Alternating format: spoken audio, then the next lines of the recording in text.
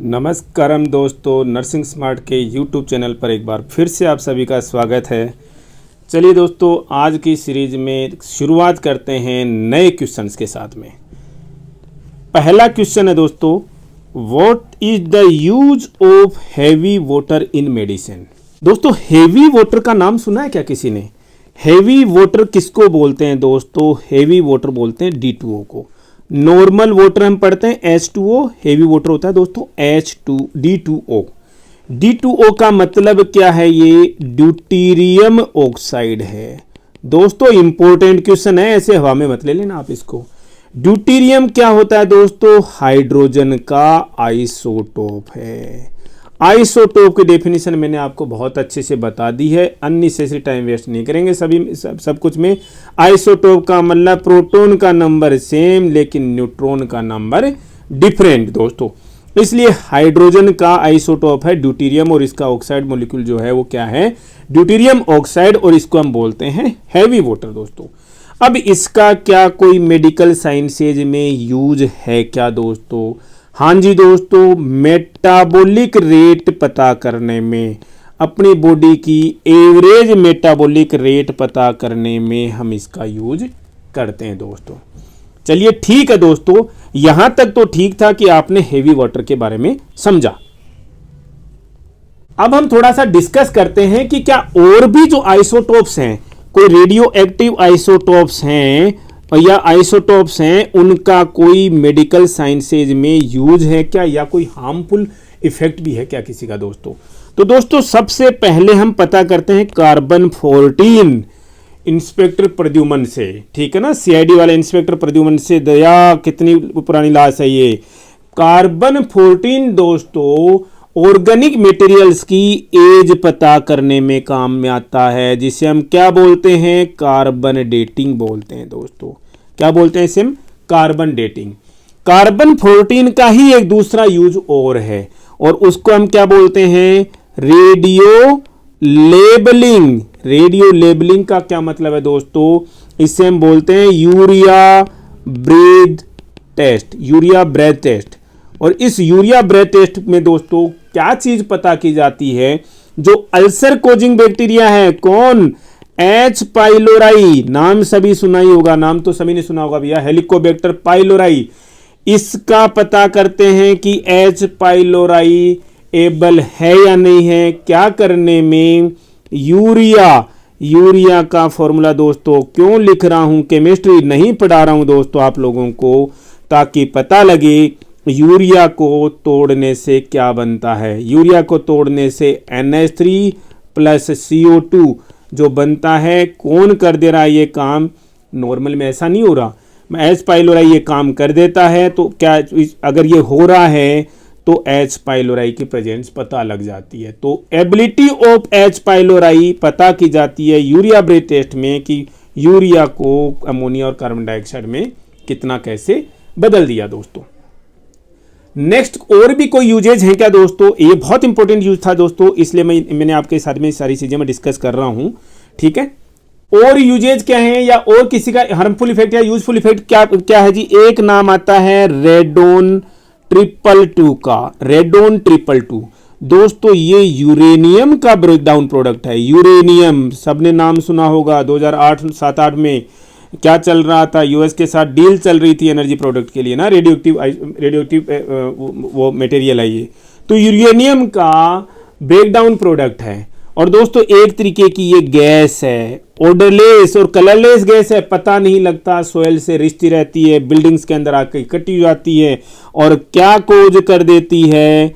Lung cancer का कारण है, चाहे से कोई स्मोकिंग करता हो या नहीं करता हो।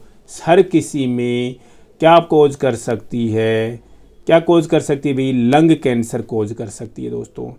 एक होता है थेलियम 201 दोस्तों, सबसे क्वेश्चन आते हैं इसलिए बता रहा हूं, उस क्वेश्चन पे मत रह जाइए। हेवी वाटर क्या होता है? थेलियम 201 थेलियम टेस्ट क्या होता है भाई? ये एक्सरसाइज स्ट्रेस टेस्ट में काम में आती है। एक्सरसाइज स्ट्रेस टेस्ट में क्या करती है? ये ब्लड फ्लो का पता लगाती है, और किसके थ्रू ब्लड फ्लो का? कि हार्ट से कितना ब्लड होकर के गुजर रहा है, उसका पता बताती है कौन, थेलियम 201 या एक्सरसाइज स्ट्रेस टेस्ट। एक और प्रोडक्ट है दोस्तों, आइसोटोप है, जिसका ना रेडियोएक्टिव आइसोटोप है, जिसको हम बोलते हैं आयोडीन 131। पूरा नहीं लिखा, आई लगा करके 131 लिख दिया मैंने। ये आयोडीन 131 रेडियोएक्टिव आइसोटोप है। इसका रिलेशन दोस्तों, आयोडीन का रिलेशन किसके साथ, थायराइड के साथ में। तो थायराइड कैंसर को डिटेक्ट करने का काम करता है। तो दोस्तों देखो, डिटेक्ट भी करती है और दूसरा भी है, जो थायराइड में ओवर एक्टिव सेल्स हैं, क्या जी, ओवर एक्टिव सेल्स हैं, उनको भी ठिकाने लगाती है, यानी उनको डिस्ट्रॉय करने का भी काम करता है। एक होता है दोस्तों CGM 137, ये क्या काम करता है जी, ये सर्वाइकल कैंसर के ट्रीटमेंट में काम में आता है।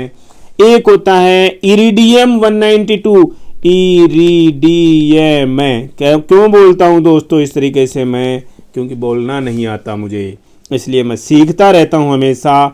इरिडियम 192 किसके काम में आता है, प्रोस्टेट कैंसर के ट्रीटमेंट में काम आता है। दोस्तों ये 4-5 चीजें जितनी भी मैंने आपको बताई हैं, प्लीज हल्के में मत लीजिएगा, सब की सब इंपॉर्टेंट है।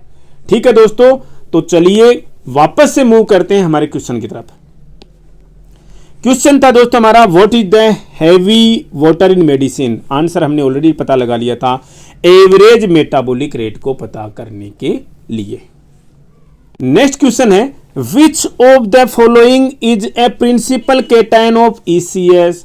सबसे पहले तो दोस्तों इस केटायन की स्पेलिंग लिखना सीख लो। ऐसे लिखते हैं, क्यों बनाया मैंने इसको ऐसा, ताकि पता लगे इस टी का मतलब क्या है, पॉजिटिव आयन। केटायन कौन से आयन्स होते हैं दोस्तों, जो पॉजिटिव हैं। और हम सेल्स की जब बात आती है तो बहुत सारे केटायन्स हैं हमारी बॉडी के अंदर, सोडियम, पोटेशियम, कैल्शियम, मैग्नीशियम, बहुत सारे हैं, लेकिन 2 तरीके के जो केटायन्स हैं वो इंपॉर्टेंट हो जाते हैं। एक सोडियम होता है, एक पोटेशियम होता है दोस्तों। ठीक है दोस्तों, तो अब हमें पता करना है कि सेल्स में, इसको तो साइड में कर दीजिए दोस्तों, सेल्स में एक केटायन तो अंदर में ज़्यादा होता है, एक बाहर में ज़्यादा होता है दोस्तों, एक अंदर एक बाहर में ज़्यादा आउट। सेल्स के अंदर के स्पेस को हम बोलते हैं, जो फ्लूइड होता है उसको बोलते हैं इंट्रासेलुलर फ्लूइड, बाहर के फ्लूइड को बोलते हैं दोस्तों एक्स्ट्रा सेलुलर फ्लूइड। अब इनमें से एक आयन तो बाहर ज़्यादा होता है, एक आयन अंदर ज़्यादा होता है। याद रखना पड़ेगा दोस्तों, सेल्स में इंट्रासेलुलर फ्लूइड में पोटेशियम सबसे ज़्यादा होता है। इसका मतलब जो पोटेशियम जो है, the most abundant cation of ICF के अंदर सबसे ज़्यादा केटायन कौन सा है, पोटेशियम है। तो ECF में कौन सा है दोस्तों, the most abundant cation of ECF that is sodium. दोस्तों एक चीज तो दोस्तों ये क्लियर रखना, ठीक है। दूसरी चीज, क्या इसका मतलब ये है क्या पोटेशियम अंदर ज्यादा है तो बाहर है ही नहीं, नहीं जी बाहर भी है लेकिन कम है। सोडियम बाहर ज्यादा है तो क्या अंदर कम है, अंदर नहीं है क्या, नहीं जी अंदर भी है, ठीक है ना। तो क्वेश्चन के आंसर पे आते हैं, which of the following is a principal cation of ECF। ECF में सबसे ज्यादा कौन सा है दोस्तों, सोडियम ज्यादा है दोस्तों। ECF में कौन ज्यादा है दोस्तों, सोडियम ज्यादा है। क्लियर है दोस्तों आप सभी को, आई होप सभी लोगों को ये आंसर भी, ये क्वेश्चन भी जो है वो क्लियर हो गया। Okay, move to next question, what is the pH of distilled water. दोस्तों डिस्टिल्ड वाटर का मतलब कोई किसी तरीके का आयन उसके अंदर नहीं है, कोई किसी तरीके का आयन नहीं है, कि प्योर वाटर है दोस्तों। और प्योर वाटर जो है वो एकदम से न्यूट्रल ही होता है, न्यूट्रल होता है pH के रूप में, न्यूट्रल वाटर है एक तरीके से। न्यूट्रल का मतलब pH जो है दोस्तों इसकी कितनी होती है, 7.0 होती है। कितनी होती है दोस्तों इसकी pH, 7.0 की pH इसकी होती है। क्लियर है, move to next question. Carbon dioxide is a waste और by product of which of किसका मेटाबॉलिज्म, भाई किसके मेटाबॉलिज्म से कार्बन डाइऑक्साइड जो है वो बनती है, वेस्ट प्रोडक्ट बनता है। दोस्तों सबसे पहले तो ऐसा क्वेश्चन आता है तो कार्बन डाइऑक्साइड का, देखो मैं बार बार बोलता हूं, जिस किसी बंदे का नाम आते ही हमारे दिमाग में तुरंत की तुरंत पिक्चर आ जानी चाहिए उसका, कि फलाना एक्स कैसा, फलाना वाई कैसा, फलाना जेड कैसा। कार्बन डाइऑक्साइड का नाम आ गया तो पता चल जाना चाहिए कि किस कैरेक्टर का बंदा है ये दोस्तों। बॉडी के अंदर बहुत ज़्यादा बनती रहती है, इतनी ज़्यादा बन रही है दोस्तों कि एक पूरा सिस्टम हमने लगा दिया, रेस्पिरेटरी सिस्टम लगा दिया दोस्तों, जिसके जो ऑर्गन्स हैं वो बेचारे दिन रात इसी काम में लगे हुए हैं। क्या काम में लगे हुए हैं दोस्तों? कार्बन डाइऑक्साइड को बाहर निकालने में लगे हुए हैं। ऑक्सीजन अंदर ले भी रहे हैं, लेकिन देखो बदतमीजों को बाहर भी निकाल रहे हैं।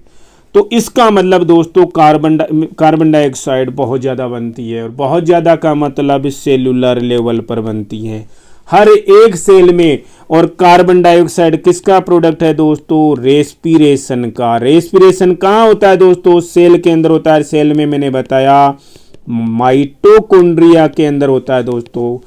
माइटोकॉन्ड्रिया में रेस्पिरेशन का मतलब क्या होता है दोस्तों? जलाया जाता है। किसको जलाने का मतलब आग के ऊपर नहीं जलाते। किसको जी दोस्तों? शुगर्स को जलाते हैं। किसको? शुगर्स मतलब कार्बोहाइड्रेट्स को जलाते हैं। शुगर्स में कौन जी? मोनोसेकेराइड लेवल पर है दोस्तों, वहाँ पर बाइसेकेराइड, डाइसेकेराइड या पॉलीसेकेराइड नहीं है। मोनोसेकेराइड को, मोनोसेकेराइड का मतलब ग्लूकोज को जला करके रेस्पिरेशन से हम एनर्जी की करेंसी बनाते हैं दोस्तों, जिसे हम बोलते हैं एटीपी मॉलिक्यूल्स। और साथ में ये बदतमीज कार्बन डाइऑक्साइड बाई प्रोडक्ट के रूप में बाहर निकलती है, जिससे हीमोग्लोबिन पकड़ करके बॉडी से बाहर निकालता है। तो कार्बन डाइऑक्साइड किसका वेस्ट प्रोडक्ट है दोस्तों? ये शुगर का वेस्ट प्रोडक्ट है, मोनोसेक्राइड्स का वेस्ट प्रोडक्ट है, ग्लूकोज का वेस्ट प्रोडक्ट है, जिन्हें हम क्या कहते हैं भी? कार्बोहाइड्रेट्स कहते हैं, carbohydrates. Move to next question दोस्तों। शुगर इन एन आरएनए और डीएनए मॉलिक्यूल इज, दोस्तों आरएनए का मतलब ही क्या था? Ribo nucleic acid, deoxy ribo nucleic acid. दोस्तों मैंने बताया पहले भी आपको, आरएनए के अंदर राइबोज शुगर होती है, डीएनए के अंदर डीऑक्सी राइबोज शुगर होती है। दोनों एक ही घराने की, और किस घराने की हैं? दोनों के दोनों पेंटोज शुगर हैं। तो हमारा ग्लूकोज क्या शुगर है दोस्तों? ग्लूकोज, डेक्सट्रोज, फ्रुक्टोज, ये कैसी शुगर्स हैं जी दोस्तों? ये C6H12O6 पढ़ा ना हमने, देखो 6 है ना, तो मतलब ये हेक्सोज शुगर है। पेंटोज यानी इसके अंदर C5 ही होता है। बहुत इंपॉर्टेंट शुगर क्वेश्चन है दोस्तों, ये क्लियर है। चलिए देखते हैं next question. Total number of chromosomes in an ovum is. Question को देखेंगे दोस्तों बाद में भी, किसकी बात कर रहे हैं हम?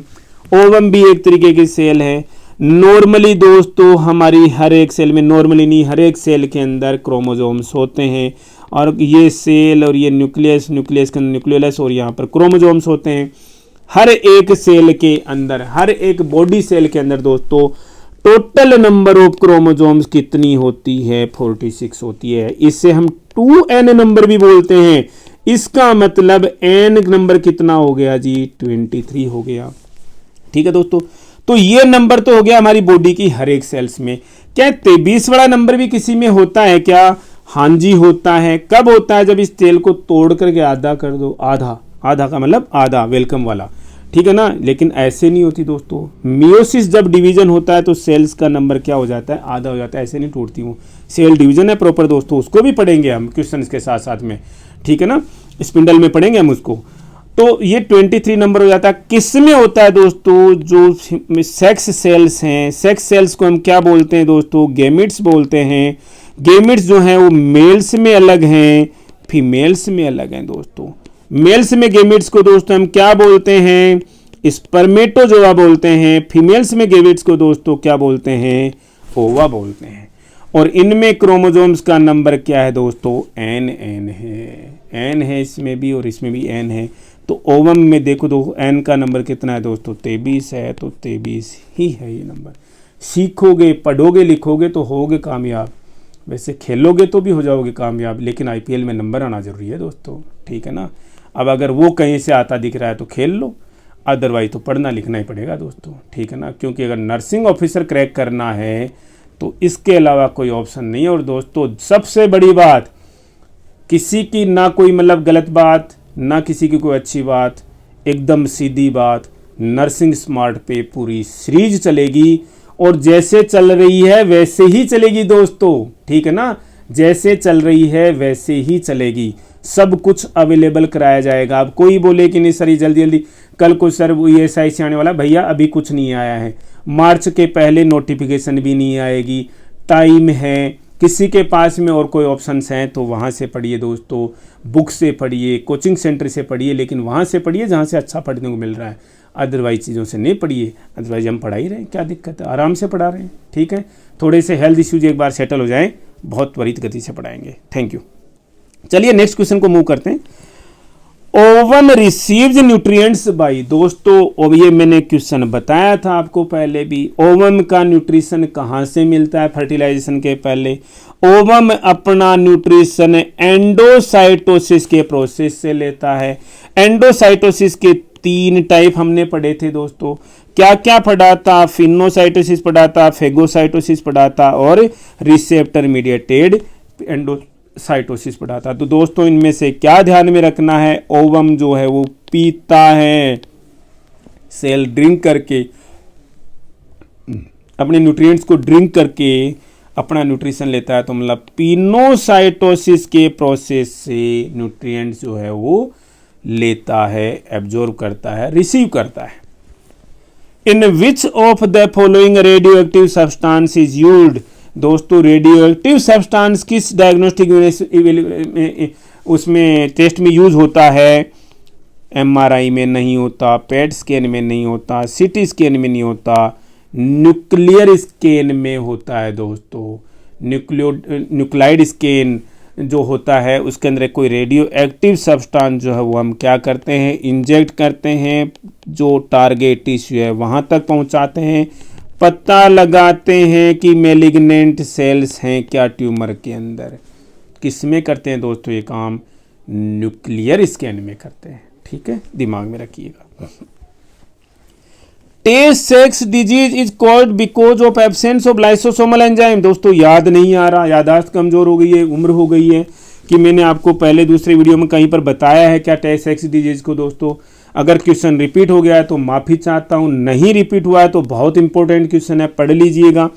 टे-सेक्स डिजीज का नाम आते ही दोस्तों, ये तो देखो क्वेश्चन में वैसे लिखा हुआ है लेकिन जरूरी नहीं है लिखा हुआ है। टे-सेक्स डिजीज का नाम आते ही दोस्तों कोई बड़ी डिस्क्रिप्टिव डिजीज नहीं है, छोटा सा पॉइंट दिमाग में रखना है कि ये किसकी वजह से डिजीज है दोस्तों? ये लाइसोसोमल डिसऑर्डर है।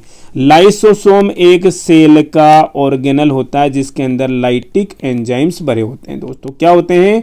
लाइटिक एंजाइम्स भरे होते हैं। लाइटिक एंजाइम्स किस प्रोसेस से काम करते हैं? हाइड्रोलाइसिस से। पहली चीज दोस्तों, तो इसका मतलब ये टे-सेक्स डिजीज जो है लाइसोसोम के एंजाइम का डिसऑर्डर है। कौन सा एंजाइम का डिसऑर्डर है? हेग्स ए का डिसऑर्डर है। क्या हो जाता है? या तो ये डिफेक्टिव होता है, टूटा फूटा होता है, या फिर ये एब्सेंट ही होता है। तो दोस्तों टे-सेक्स डिजीज का नाम जब भी आ जाए कहीं पर तो ये चीज दिमाग में रख लेना, हेग्स ए। होता क्या है दोस्तों, थोड़ा सा बता देते हैं। एक यूरोपियन जूइस स्पीसीज है दोस्तों, यूरोपियन जूइस मतलब कुछ पर्टिकुलर जैसे मंगोलियन स्पीसीज होती है वैसे ही स्पीसीज है जिनमें बच्चों में ये इनहेरिटेड डिजीज होती है दोस्तों। तो क्या हो जाता है इसके अंदर? बच्चों को क्या पढ़ते हैं भाई? सीजर्स आते हैं। इस डिजीज के अंदर होता क्या है? सीजर्स आते हैं, ठीक है ना। बच्चा बाय द टाइम मतलब जो क्या बोलते हैं विजन जो है ब्लर हो जाती है, डिमेंटेड हो जाता है, बच्चा डिमेंटेड हो जाता है और by the age of 5 years only, by the age of 5 years only बच्चे की डेथ हो जाती है। तो टे-सेक्स डिजीज है, लाइसोसोमल डिसऑर्डर है, उसका डिफेक्टिव डिसऑर्डर है। चलिए दोस्तों मूव करते हैं नेक्स्ट क्वेश्चन की तरफ। ब्लड इज ए और एन, दोस्तों थोड़े से मिसलेनियस क्वेश्चन आ गए हैं, माफी चाहता हूं दोस्तों, लेकिन आगे से नहीं है कोई भी। ब्लड मैंने अब शुरुआत करने वाला हूं दोस्तों मैं, और ये समझ लीजिए आज से कर ही दी है। तो ऐसा नहीं है जो सिस्टम हम पढ़ने ही नहीं जा रहे वहां से क्वेश्चन आ जाएंगे, बेसिक्स हैं। और ब्लड हम ये समझ लीजिए कल के नोट से, कल के वीडियो से हमारे ब्लड का ही चैप्टर शुरू होने वाला है, तो अभी से समझ लीजिए कि उसकी शुरुआत हो गई है। ब्लड क्या है सबको पता है दोस्तों। ब्लड एक सेल है क्या? नहीं। ब्लड के अंदर तो खुद के अंदर बहुत सारी सेल्स, RBCs, WBCs, प्लेटलेट्स, कई तरीके की सेल्स हैं दोस्तों। तो ब्लड क्या नहीं है, सेल तो नहीं है दोस्तों, टिश्यू है क्या, हाँ जी, इन सेल्स का कॉम्बिनेशन है और ये एक ही ग्रानेकी से पैदा हुई से सेल्स हैं। कहाँ से दोस्तों, बोन मेरो से पैदा होती हैं, जनरेट होती हैं, इसलिए बहने ही है आपस में।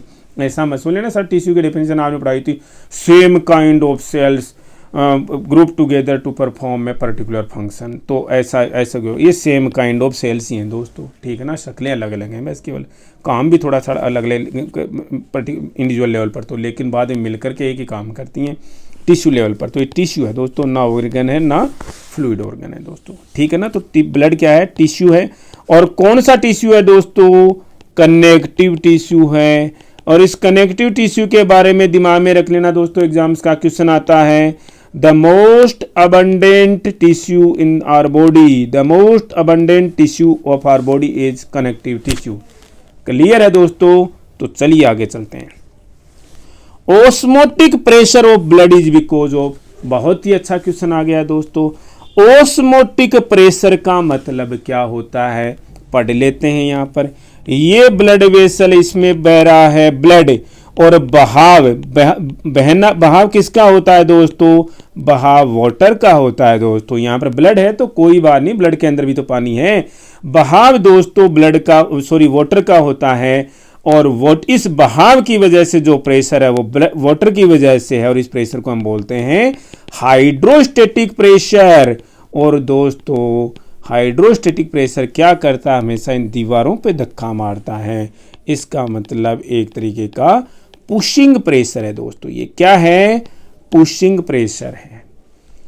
दूसरा कि दोस्तों अब ये तो ऐसे तो इसी की चली तो दोस्तों ये तो बाहर निकल जाएगा, कैपिलरी से तो बेचारी से बाहर निकल जाएगा। चलो आर्टरीज वेन्स तो मोटी होती हैं, थोड़ी सी थिक होती हैं दोस्तों। एक और होता है जो इसकी टांग खींचता रहता है हमेशा, और उसको हम बोलते हैं ओस्मोटिक प्रेशर। यानी कि ओस्मोटिक प्रेशर हमेशा हाइड्रोस्टेटिक प्रेशर के अपोजिट में काम करता है, अगेंस्ट में काम करता है। पुलिंग प्रेशर है, हाइड्रोस्टेटिक पुशिंग प्रेशर था दोस्तों। ओस्मोटिक प्रेशर की कोई डेफिनेशन आपसे पूछे तो दोस्तों सिंपल सी डेफिनेशन है। क्या डेफिनेशन है दोस्तों, ओस्मोसिस को स्टॉप करने के लिए जो प्रेशर काम में आता है वही ओस्मोटिक प्रेशर है। तो चलिए दोस्तों, एक तो ये चीज होगी जनरल चीज। अब ये ओस्मोटिक प्रेशर का कारण कौन है भाई, कौन है यहाँ पर, देखो हाइड्रोस्टेटिक प्रेशर तो था पानी के बहाव की वजह से, तो ओस्मोटिक प्रेशर का कारण कौन है, ओस्मोटिक प्रेशर का कारण है पीपी, पूर्ण प्रकाश नहीं है दोस्तों। ये कौन है दोस्तों, ये प्लाज्मा प्रोटीन्स हैं। कौन है, प्लाज्मा प्रोटीन्स। ब्लड में जो प्लाज्मा प्रोटीन्स हैं वो रिस्पॉन्सिबल हैं किसके लिए, ओस्मोटिक प्रेशर के लिए। इसलिए इन प्लाज्मा प्रोटीन्स की वजह से जो प्रेशर होता है, ओस्मोटिक प्रेशर होता है, उसको ब्लड के लिए हम नया नाम दे देते हैं दोस्तों। ब्लड के ओस्मोटिक प्रेशर को हम ओंकोटिक प्रेशर बोल देते हैं। क्या बोल देते हैं दोस्तों, ओंकोटिक प्रेशर बोल देते हैं, ठीक है ना। चीज़ समझ में आ गई ना, ओंकोटिक प्रेशर। दोस्तों आपके साथ में कुछ एक थोड़ा सा और भी डिस्कस करना चाहूँगा इस ओपी को लेकर के। ओपी का मतलब यहाँ पर ओम प्रकाश नहीं है दोस्तों, ये भी ओंकोटिक प्रेशर है, ठीक है ना, समझते रहिएगा साथ साथ में। तो हम क्या डिस्कस करना चाह रहे हैं यहाँ पर, इस ओपी के बारे में कुछ डिस्कस करना चाह रहे हैं। ओपी का मतलब ओंकोटिक प्रेशर। ओंकोटिक प्रेशर किसकी वजह से है ब्लड के अंदर, प्लाज्मा प्रोटीन्स की वजह से है दोस्तों। कुछ सर्कमस्टांसेज में, कुछ कंडीशंस में, कुछ सिचुएशंस में अगर ये पीपी कम हो जाए, पीपी का मतलब दोस्तों प्लाज्मा प्रोटीन्स अगर हमारी ब्लड के अंदर कम हो जाएं, कम कैसे हो जाते हैं, या तो नुकसान हो जाए, लॉस हो जाए, ठीक है ना। लॉस कैसे हो जाए, मतलब कहीं बॉडी से निकल गए, कम मतलब कम बने या कम निकल गए, कम कंजप्शन हुआ, ठीक है ना दोस्तों, किसी भी कारण से हो सकता है लॉस, ब्लीडिंग के साथ में भी हो सकता है। लॉस हो गया जैसे कि बर्न में भी हो जाता है, तो प्लाज्मा प्रोटीन्स का दोस्तों क्या हो गया, नुकसान हो गया। प्लाज्मा प्रोटीन्स का नुकसान हो गया तो इनका काम क्या था, ओंकोटिक प्रेशर को मेंटेन करना। खुद कम हो गए तो ओंकोटिक प्रेशर भी कम हो गया दोस्तों। ओंकोटिक प्रेशर कम हो गया दोस्तों तो ये किसके, हाइड्रोस्टेटिक प्रेशर के, हनुमान प्रसाद के ज़्यादा दांव लग गए दोस्तों। ये ओपी ओम प्रकाश कम हो गया तो हनुमान प्रसाद की हिम्मत ज़्यादा बढ़ जाएगी। हनुमान प्रसाद कौन है दोस्तों, जो बाहर निकलने वाला है। हनुमान जी का तो एक ही काम है दोस्तों, ठीक है ना, तोड़ फोड़ मचा दो जी, लेकिन ऐसा नहीं दुश्मनों के घर में, अपने घर में नहीं, भारत में नहीं, लंका में। तो ये हनुमान प्रसाद की हिम्मत ज़्यादा बढ़ जाएगी और हनुमान प्रसाद के प्रेशर की वजह से जो यहाँ से लिक्विड निकल करके बाहर एस्केप हो जाएगा और टिश्यूज में आ जाएगा, इंटरस्टिशियल स्पेस में आ जाएगा, और इससे क्या हो जाएगा दोस्तों, एडिमा हो गया। क्या हो गया दोस्तों, एडिमा हो गया। आ गया समझ में? क्या बर्न के समय में वो फफूले क्यों हो जाते हैं दोस्तों, बॉयल्स क्यों हो जाते हैं, समझ में आया? इसी वजह से हो जाते हैं कि बर्न में ये पीपी कम हो जाता है, पूर्ण प्रकाश प्लाज्मा प्रोटीन्स। तो क्या हो जाता है, ये पूर्ण प्रकाश ओपी ओम प्रकाश के लिए रिस्पॉन्सिबल था, ओंकोटिक प्रेशर के लिए, तो ओंकोटिक प्रेशर भी कम हो गया, फ्लूइड निकल करके बाहर चला गया और एडिमा हो गया दोस्तों। चलो दोस्तों, बहुत देर हो गई बकवासबाजी तो मेरी, ऐसे बोलता रहता हूँ। चलिए क्वेश्चन की तरफ थोड़ी देख लेते हैं थोड़ा सा। Oncotic pressure, osmotic pressure of blood, oncotic pressure बोलते हैं दोस्तों, किसकी वजह से है? सिंपल सी बात है, पीपी की वजह से है, प्लाज्मा प्रोटीन्स की वजह से है। Clear? Next, the most abundant clotting factor in the plasma is. दोस्तों ये क्लोटिंग फैक्टर्स जो प्लाज्मा के अंदर हैं, एक तरीके के प्लाज्मा प्रोटीन्स ही हैं या तो, ठीक है ना, या तो प्लाज्मा प्रोटीन्स या कुछ आयंस भी हैं दोस्तों, ठीक है ना। तो the most abundant clotting factor in plasma कौन सा है दोस्तों? अब मैं पहले आपको प्लाज्मा प्रोटीन की, कोई ना कोई प्लाज्मा प्रोटीन है दोस्तों, सारे के सारे क्लोटिंग फैक्टर्स तो प्लाज्मा प्रोटीन्स नहीं है, ठीक है ना। इन प्लाज्मा प्रोटीन्स की बात बताता हूं दोस्तों। क्या बात बताता हूं दोस्तों आप लोगों की, कौन होते हैं ये, कौन सबसे ज़्यादा है दोस्तों? प्लाज्मा प्रोटीन में सबसे पहले नाम आता है एल्बुमिन का, सबको पता होगा। अराउंड 55%, एग्जैक्ट बोले तो 54% ये एल्बुमिन प्रोटीन होता है दोस्तों। किस में? प्लाज्मा में। तो सबसे ज़्यादा है। The most abundant plasma protein in blood is albumin. दूसरा क्या दोस्तों? ग्लोब्यूलिन्स होते हैं, ग्लोब्यूलिन्स होते हैं दोस्तों। जब मेरे को समझ में नहीं आती ना दोस्तों, तो मैं ऐसे ग्लोब्यूलिन्स ऐसे बोलने लगा, समझ जाए करो, सर को थोड़ा कम आ रहा है, ठीक है ना। 38% के करीब होता है दोस्तों। तीसरे नंबर पर आता है दोस्तों कौन? फिब्रिनोजन। और फिब्रिनोजन कितना होता है? अराउंड 7% होता है दोस्तों। इसका मतलब क्या हुआ? और फिब्रिनोजन एक तरीके का क्लोटिंग फैक्टर है दोस्तों। तो अब समझ जाइए, सबसे ज़्यादा क्लोटिंग फैक्टर जो प्लाज्मा में है वो कौन है दोस्तों? फिब्रिनोजन ही है। ये कोई क्लोटिंग फैक्टर की तरह से काम तो कर नहीं रहे, ये तो क्लोटिंग फैक्टर तो ये है दोस्तों। तो सबसे ज़्यादा क्लोटिंग फैक्टर कौन है? फिब्रिनोजन है दोस्तों। कहाँ गया भाई? ये रहा भाई, ठीक है ना, क्लियर है। चलिए चलते हैं नेक्स्ट क्वेश्चन की तरफ में। Decreased oncotic pressure will result in, दोस्तों बताया था अभी, जब कभी भी प्लाज्मा प्रोटीन्स कम हो जाते हैं तो ओंकोटिक प्रेशर भी कम हो जाएगा। ओंकोटिक प्रेशर कम हो जाएगा तो फ्लूइड एस्केप करके बाहर चला जाएगा और क्या हो जाएगा? एडिमा हो जाएगा। एडिमा का मतलब हुआ क्या दोस्तों? फ्लूइड का लॉस हो गया दोस्तों। क्या हो गया दोस्तों? फ्लूइड का लॉस हो गया, क्योंकि फ्लूइड तो एस्केप करके टिश्यूज में चला गया। क्लियर है? तो लॉस हो गया। The protein molecule that transports iron in blood is. अब दोस्तों देखो, ग्लोब्यूलिन्स की बात करते हैं दोस्तों। ग्लोब्यूलिन्स, ग्लोब्यूलिन्स क्या है दोस्तों? सेकंड नंबर पर प्लाज्मा प्रोटीन्स हैं। कुछ ग्लोब्यूलिन्स क्या करते हैं दोस्तों? बॉडी के अंदर ट्रांसपोर्टर्स का काम करते हैं। किसको ट्रांसपोर्ट करते हैं? कुछ हार्मोन को करते हैं, कुछ मिनरल्स को करते हैं दोस्तों, ठीक है ना। हार्मोन में देखें तो एक हार्मोन होता है दोस्तों थायरोक्सिन, थायराइड का हार्मोन होता है। इस थायरोक्सिन को एक ग्लोब्यूलिन जो है वो ट्रांसपोर्ट करता है, जिसका नाम है थायरोग्लोब्यूलिन। थायरोग्लोब्यूलिन बहुत इंपॉर्टेंट है, नाम से समझ में आ रहा है। मिनरल्स में दोस्तों एक मिनरल होता है आयरन। एफ ही क्यों लिखा जी? फेरम, इसका जो लेटिन टर्म है जो इसको फेरम बोलते हैं दोस्तों, एफ ही से लिखते हैं इसको। तो इस आयरन को ट्रांसपोर्ट कौन करता है जी? एक तरीके का ग्लोब्यूलिन मॉलिक्यूल करता है। और कौन करता है दोस्तों? ट्रांसफरिन। ट्रांसफरिन। क्लियर है दोस्तों? तो क्वेश्चन पे आ जाते हैं दोस्तों। अभी हम क्या करते हैं दोस्तों? The protein molecule that transports iron, iron को कौन भी, ट्रांस आयरन नहीं है जी, ट्रांसफरिन है, ट्रांस बायोफरिन नहीं है जी। थायरोग्लोब्यूलिन थायराइड को, थायरोक्सिन को करता है, ट्रांसफरिन हो गया दोस्तों। क्लियर है? चलिए नेक्स्ट को चलते हैं। इम्यूनोग्लोबुलिन्स आर सिंथेसाइज्ड बाई, अब दोस्तों ये भी क्या है, देखो ग्लोबुलिन्स ही है। कौन है दोस्तों, ये ग्लोबुलिन्स हैं ये भी। इम्यूनो मतलब इम्यूनिटी वाले ग्लोबुलिन्स कहाँ बनते हैं जी, इम्यूनोग्लोबुलिन्स WBCs के अंदर बनते हैं। इम्यूनोग्लोबुलिन्स पढ़ेंगे दोस्तों, अल्फा, डेल्टा, एप्सोलिन सब पढ़ेंगे दोस्तों, म्यूज वगैरह, ठीक है ना। तो WBCs के अंदर बनते हैं कौन, इम्यूनोग्लोबुलिन्स। और सारे के सारे कहाँ बनते हैं दोस्तों, लीवर के अंदर बनते हैं।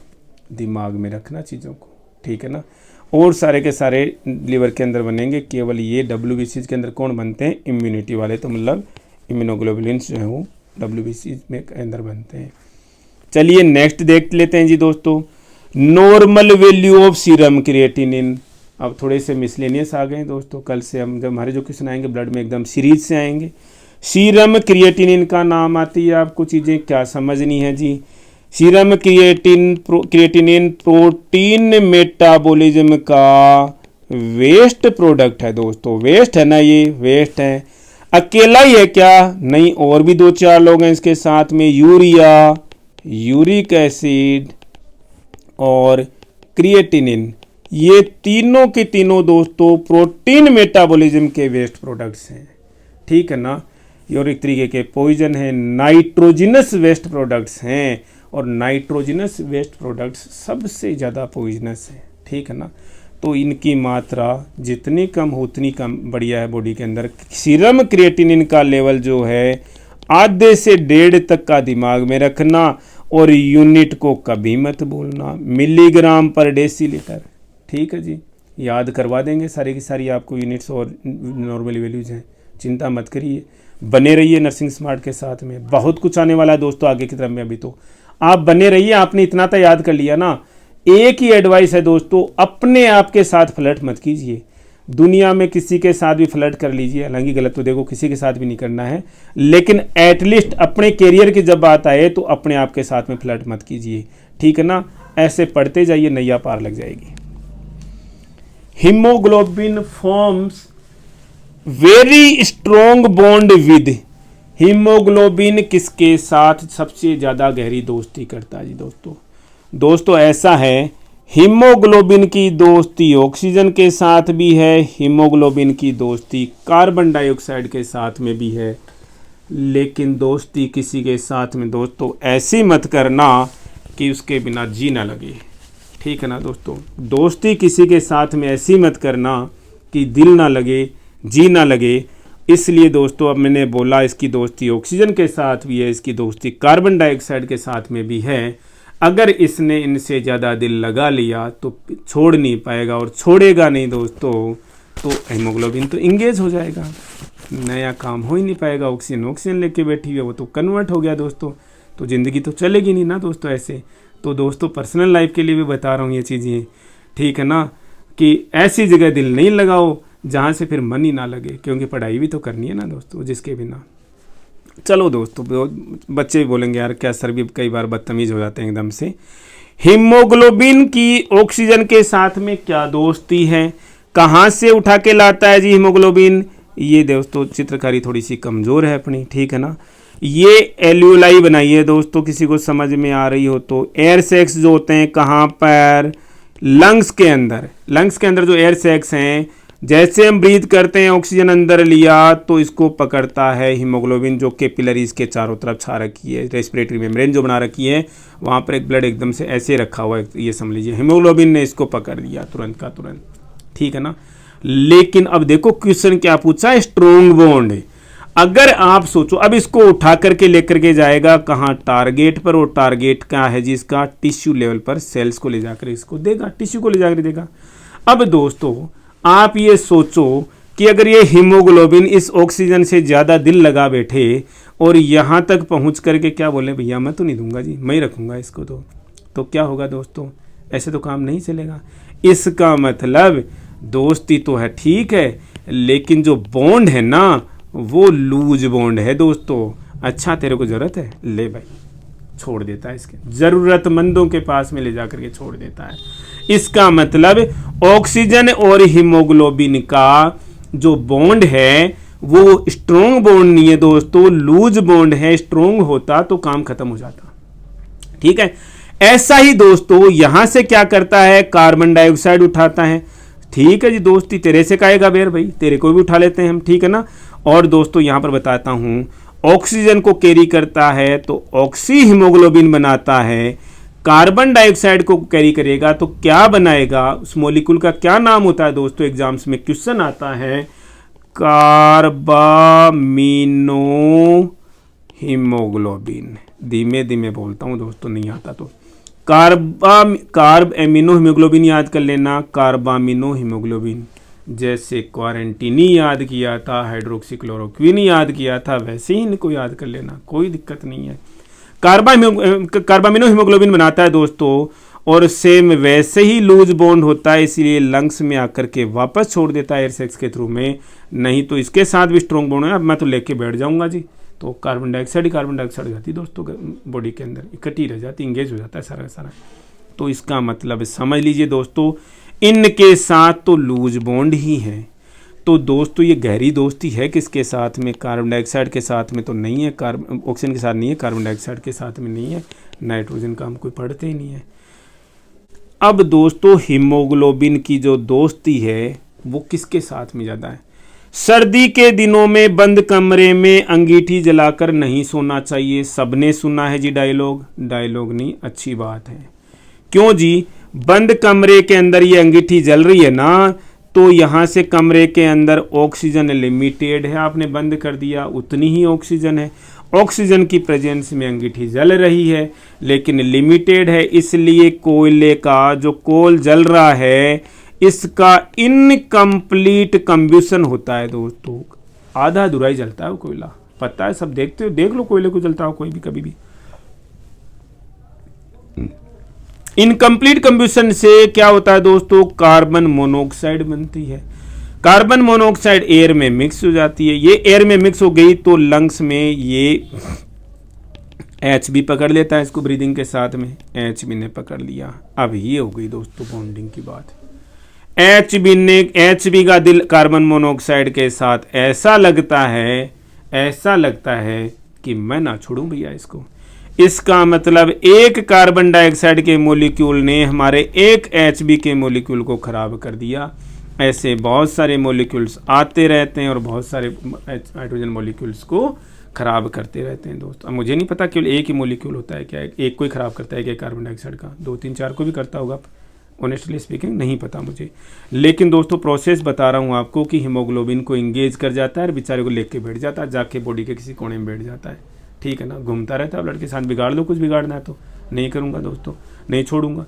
थोड़ी देर में दोस्तों आपकी बॉडी का लगभग हीमोग्लोबिन जो है वो इंगेज हो जाता है और सफोकेशन होता है, दम घुटता है और आदमी की डेथ तक हो जाती है, ठीक है ना। कार्बन मोनोऑक्साइड पॉइजनिंग पढ़ेंगे दोस्तों हम, याद रखना। आप याद रखोगे तो भी पढ़ाऊंगा, याद नहीं रखोगे तो भी पढ़ाऊंगा। तो दोस्तों क्वेश्चन सभी का क्लियर है ये, haemoglobin forms very strong bond with carbon monoxide. Clear, haemoglobin binds with carbon monoxide to form, अभी बताया था दोस्तों, कार्बन डाइऑक्साइड के साथ में क्या बनाता है, carbamino haemoglobin, carbamino haemoglobin, carbamino haemoglobin. देखो दोस्तों एक से ऐसे नाम लिख रहे हैं, मैंने लिखे हुए ये सारे सारे, ठीक है ना। कार्बोक्सीमोग्लोबिन नहीं जी, कार्बोक्सीमोग्लोबिन कार्बन मोनोऑक्साइड के साथ में, ऑक्सीजन के साथ में ऑक्सी हीमोग्लोबिन है, तो इसके साथ में क्या है, कार्बामिनो हीमोग्लोबिन है। Clear. Next question is haemopoiesis. Haemopoiesis में एक तो आया हीम, एक है पोएसिस, पोएसिस का मतलब पोना, पोना का मतलब बनाना, बनाना का मतलब फॉर्मेशन। हीम फॉर्मेशन कहाँ होता है दोस्तों, बोन मेरो के अंदर होता है। डिटेल स्टडी करेंगे दोस्तों, ठीक है ना, कल से ही करेंगे। तो हीमोपोएसिस, ब्लड कहाँ बनता है दोस्तों, ब्लड सेल्स कहाँ बनती हैं, सबको पता है, वैसे नॉर्मल क्वेश्चन है, बोन मेरो के अंदर बनता है। Blood cells that are the most in number, सबको पता है दोस्तों, मिलियंस में है, लाख्स में है, कौन, RBC सबसे ज़्यादा है, हजारों में ही है बेचारी ये तो, ठीक है ना, ये भी लाख्स में, लेकिन 1.5 2 3 4 लाख, ठीक है, ओके जी। Shape of RBCs, shape of RBCs कैसी हैं जी? आरबीसी जिस समय बेचारी पैदा होती हैं उस समय तो इनके अंदर न्यूक्लियस होता है, और जब इनका डिफरेंशिएशन होता है, डेवलपमेंट होता है दोस्तों, तो अपना न्यूक्लियस जो है ये लूज कर देती हैं। न्यूक्लियस लूज कर देती हैं तो बेचारी एन्यूक्लिएटेड हो जाती हैं और इस तरीके की शेप हो जाती हैं दोस्तों। बता रहा था मैं अभी आपको ना कि, और ये लो जी, ये बाइकॉनकेव हो गई दोस्तों। जैसे बाइकॉनकेव लेंस होता है ना, तो डिस्क शेप में बाइकॉनकेव, दोनों साइड से कॉनकेविटी होती है दोस्तों, इनकी लुढ़कती रहती है अंदर में, ठीक है ना। तो shape of RBCs is biconcave. धन्यवाद दोस्तों, आप लोगों की तरफ से मिलने वाले स्नेह के लिए बहुत बहुत धन्यवाद। बने रहिए नर्सिंग स्मार्ट के साथ, हम रोज़ हाजिर होंगे आपके सामने ऐसे ही क्वेश्चंस के साथ में, ऐसे ही वीडियोज़ के साथ में, और ऐसे ही डिस्क्रिप्टिव एक्सटेंडेड नॉलेज के साथ में दोस्तों। धन्यवाद एक बार फिर से, थैंक यू।